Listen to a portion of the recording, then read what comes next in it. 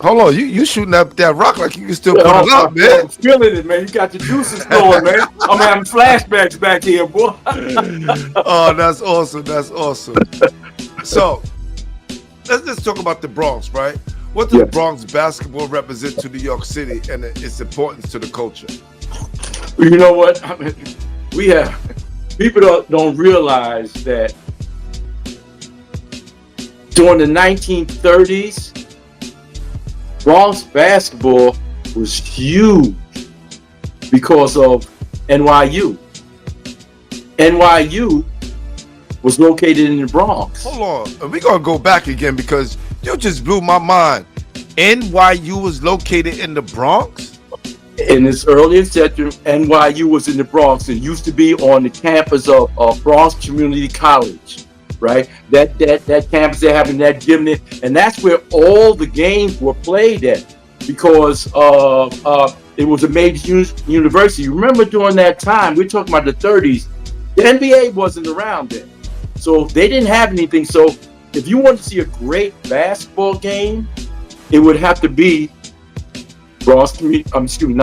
NYU, which is now Bronx Community College. So all the major games were played in the Bronx. That's why you have a lot of players that are in the Bronx Basketball Hall of Fame that wasn't born in the Bronx Basketball Hall of Fame.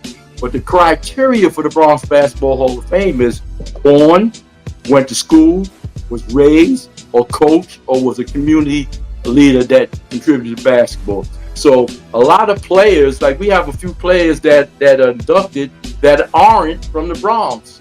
Like for instance, we're talking about like Satch Sanders, right? We're putting him in this year. He's from Harlem, but he went to school at NYU.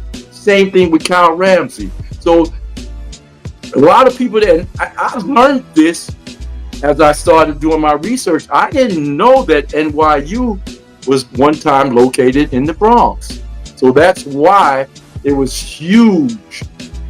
Basketball in the Bronx was huge. But that's what we're doing this year. We're putting in a centennial class, which is going to be 10 individuals that, of course, the criteria is you have to have been born 1924 or before.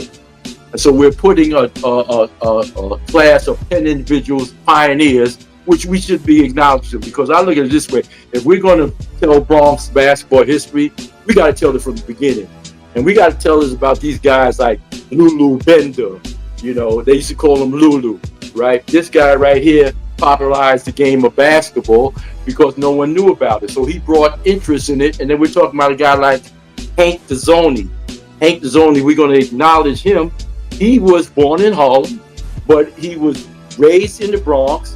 And going by what he said, Jewish kids used to teach him the fundamentals of basketball. So he learned the game of basketball. And this guy that we're honoring, Hank Dezzoni, he's a pioneer because he was one of 4 individuals, black individuals, that was allowed to get into the NBA. Y'all ready? Y'all ready?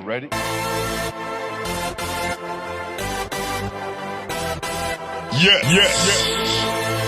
You have just stepped out into the world of chaos.